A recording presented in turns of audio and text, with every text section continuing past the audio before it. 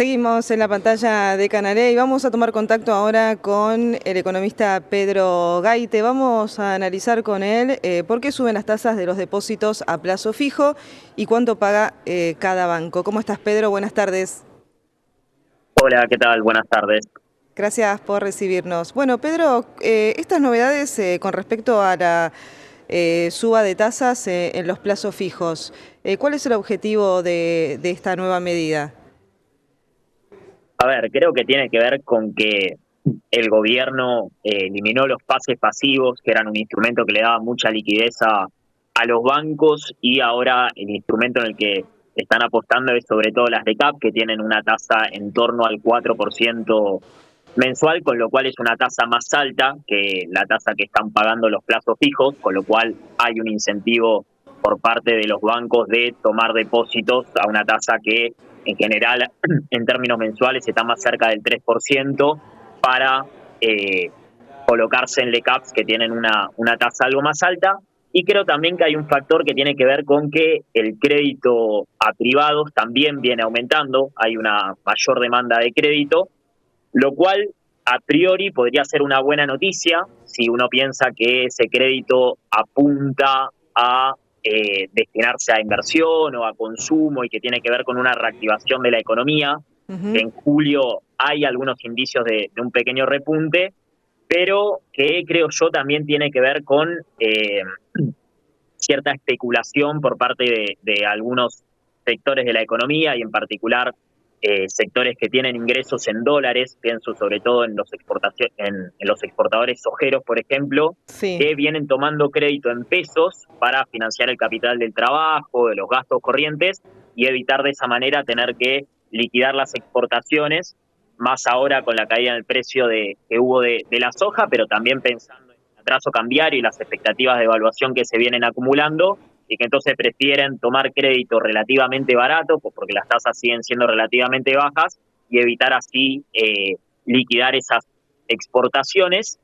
Y más allá, digamos, de este aumento marginal que hubo en la tasa de los plazos fijos, me parece que es interesante pensar qué puede pasar a futuro. Y Ujú. ahí de nuevo, creo que el mayor riesgo que hay sobre la economía argentina tiene que ver con eh, una eventual salida del cepo cambiario que el gobierno sigue teniendo en agenda, el atraso cambiario que se viene acumulando con este crawling peg del 2% mensual y una inflación que está más en torno al 4%. Hoy salió el dato de inflación de julio Sí. y fue del 4%. La inflación núcleo está estancada en torno al 3,7, 3,8%, con lo cual la tasa de plazos fijos sigue siendo negativa en términos reales, y eso en un contexto, si se llega a legalizar los controles cambiarios, implicaría muy probablemente una dolarización bastante fuerte, que hoy por hoy no están dadas las condiciones porque las reservas del Banco Central vienen cayendo de manera sostenida, las reservas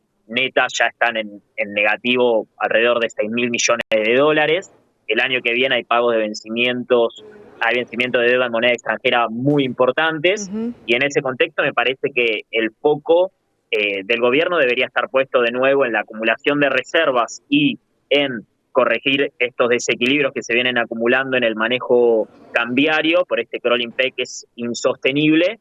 Y en ese sentido creo que en algún momento va a tener que aumentar la tasa de interés para desincentivar esa dolarización, ni hablar si es por un levantamiento de los controles, pero incluso creo que si se sostiene el cepo, es probable que la dolarización vuelva a aumentar y eso ponga más presión sobre la brecha cambiaria, que en Sí. estos meses o en este último mes, podríamos decir, cayó un poco a partir de esta intervención del Banco Central, pero que en definitiva creo es pan para hoy, hambre para mañana, porque sigue agravando el principal problema, que es la escasez de divisas. Ujú. Y por el lado de la reactivación de la Sí. economía, que es lo que tendría que pasar para que esta mayor demanda de crédito privado sea genuina y se eh, destine a la inversión, que sería lo deseable, me parece que estos pequeños brotes verdes que vimos en julio difícilmente se sostengan. La realidad es que el salario real no está aumentando, aumenta muy en el margen, el desempleo sí viene aumentando, se perdieron más de 120.000 puestos de trabajo desde diciembre a abril, Y de nuevo, creo que el principal factor es el riesgo cambiario que sigue habiendo y una nueva devaluación. Sabemos el impacto contractivo y regresivo que tiene. Entonces, más allá de que el aumento del crédito sea una medida a priori positiva, me parece que hacia adelante hay muchos factores que dificultan la reactivación Ujú. económica y mucho riesgo en el sector externo. Pedro, y ahora, ¿qué pasa con el pequeño ahorrista también? Que hoy nos está viendo y dice, lee esta noticia, ¿no? Que han aumentado Perdón, no los... los escucho. Se cortó el volumen. Bueno, te decía, ¿qué pasa con los pequeños ahorristas que hoy miran esta noticia y se preguntan, bueno, ¿me conviene dejar la plata en plazo fijo entonces, ahora que está aumentando nuevamente la tasa? ¿Lo recomendás? A ver, la tasa sigue siendo negativa Ujú. en términos reales. A mí no me gusta dar recomendaciones de inversión, prefiero hablar más del análisis macroeconómico general, pero lo que Sí. veo es que más allá de este pequeño aumento en la tasa de plazo fijo, sigue siendo negativa. Decíamos, está más cerca del 3% con una inflación que sigue estando al 4%, y lamentablemente veo muchos riesgos de que la brecha cambiaria vuelva a aumentar, porque esta reducción en el último mes estuvo más explicada por la intervención del Banco Central que por una mejora genuina en las expectativas sobre la economía argentina, porque lo que está viendo el mercado es que las reservas caen y que hay Claro.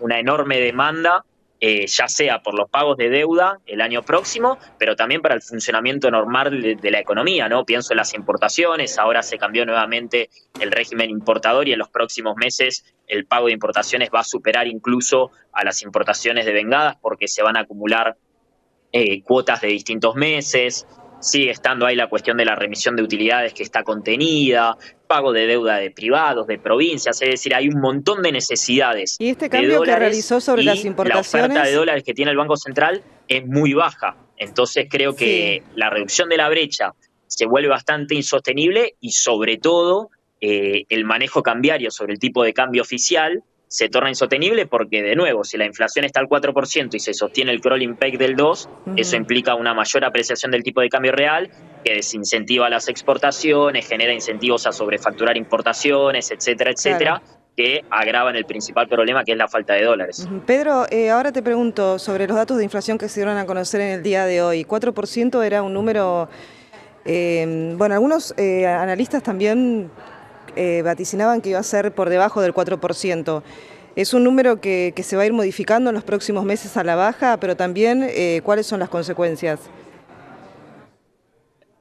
A ver, la inflación creo que está tocando un piso, puede bajar algo de la mano de la recesión, de este crawling peg del 2% mensual, Sí. pero me parece que hacia futuro todavía hay factores que dificultan que la desaceleración sea fuerte, sobre todo los aumentos en precios regulados que restan.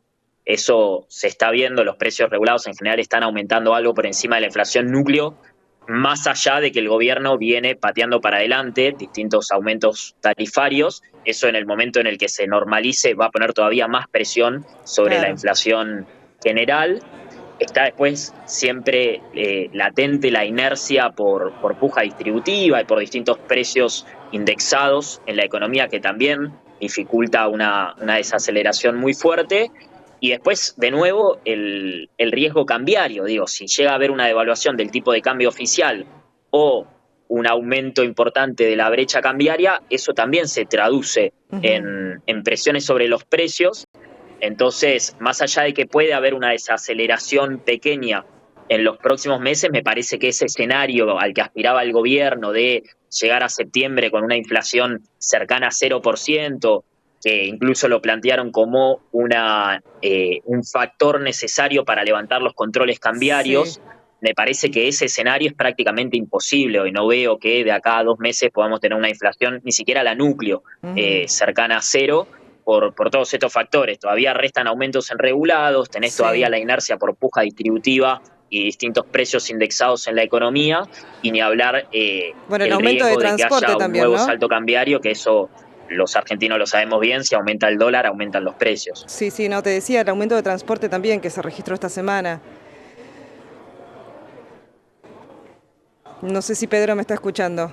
Bueno, vamos a ver si podemos retomar la comunicación con Pedro para seguir analizando el panorama Sí, perdón, económico. no escucho, el volumen lo escucho bajísimo, no llego ni a captar el alma de la pregunta. Bueno, Pedro, muchísimas gracias por estar del otro lado. Vamos a ver si podemos contactar con vos para seguir analizando en los próximos días todo el panorama económico. Dale, gracias por el contacto, hasta luego. Gracias.